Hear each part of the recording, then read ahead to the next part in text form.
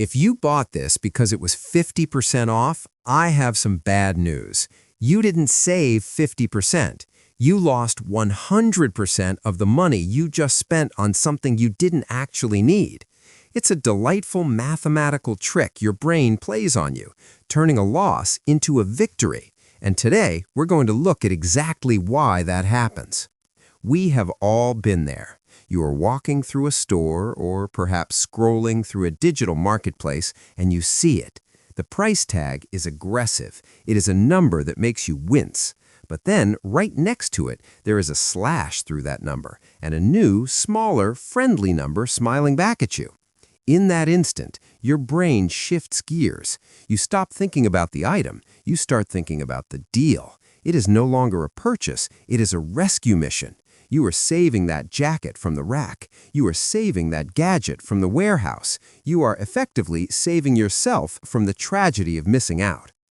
Let us paint a picture of this battlefield. Imagine you are looking for a specific item, maybe a simple black pen. You find one for 5 units of currency. It is a good pen. It writes well. It does exactly what a pen is supposed to do. But then, to your left, you see a gold-plated, fountain-tip, limited edition pen. It usually costs 500 units, but today, because of a once-in-a-lifetime event, it is marked down to 250. Now, strictly speaking, you do not need a pen that requires a PhD in calligraphy to operate. You do not need a pen that weighs more than your phone. But your brain does a quick calculation. It ignores the fact that the 5-unit pen solves your problem perfectly.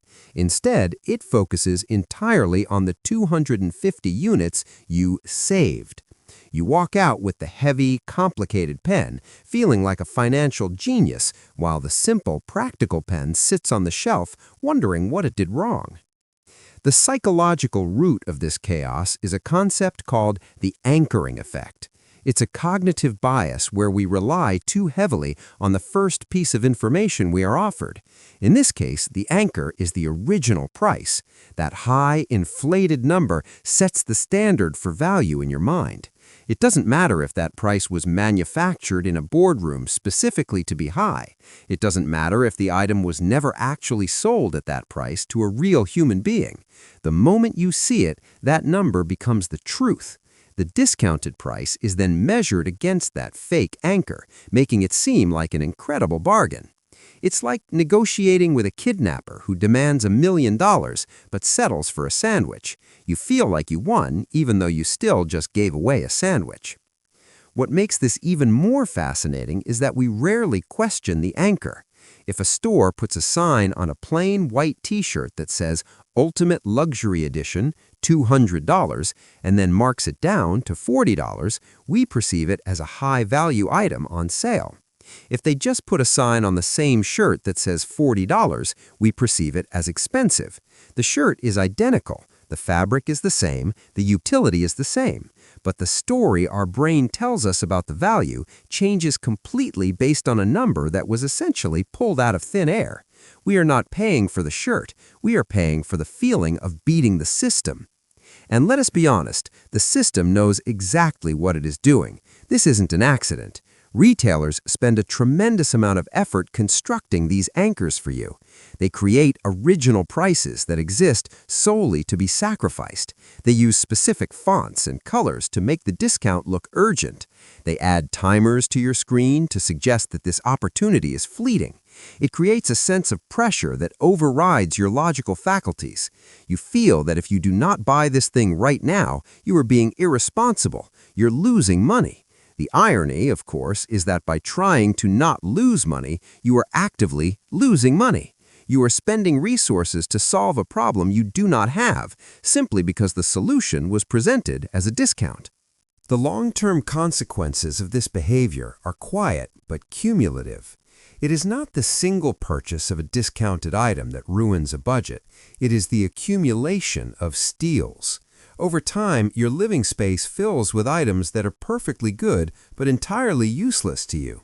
There is the blender you bought because it was 70% off, even though you do not eat smoothies. There is the set of weights you bought at half price, despite the fact that you prefer running. Every time you look at these items, you might feel a tiny pang of guilt. That is your brain trying to reconcile the memory of the victory at the checkout with the reality of the clutter in your home. You end up surrounded by evidence of your own frugality that is actually just evidence of waste. It clutters your physical space and it clutters your mental space because every unused item represents a decision that wasn't truly yours. So, how do we shift our awareness? The first step is a strange, quiet realization that value is not determined by the price tag, but by utility. The value of a thing is not how much of a discount you got, but how much use you get out of it. If you buy something for 90% off but never use it, it is worth zero. If you buy something at full price and you use it every day for 10 years, it was a bargain. The equation in our head needs to flip. We need to stop asking, how much am I saving, and start asking, how much am I using? The discount is irrelevant to the item's function. A discount is a marketing tool, not a personal characteristic. The core insight here is simple but slightly painful. Saving is what you do when you keep money in your pocket. Spending is what you do when you take money out of your pocket, regardless of what percentage is shaved off the top. You cannot save money by spending it. It is a linguistic trick we play on ourselves to feel better about consumption. We are not hunters gathering resources. We are gatherers of bargains, and our caves are full of things we cannot eat. As we wrap this up, take a moment to look around the room you are in. Pick an object, something you bought because it was a good deal. Ask yourself if you would buy it again today at the price you paid if there were no discount involved. If the answer is no, then the money you spent is gone and the value you received is gone. The only thing left is the lesson. Next time you see a red tag and a slashed price, try to see it not as an opportunity, but as a test. The store is testing your ability to ignore the anchor and focus on the object. It is okay to fail the test occasionally. We are only human after all. But at least when you walk out with the gold-plated pen, you will know exactly why you did it. And maybe, just maybe, you will put it back and buy the one that actually writes.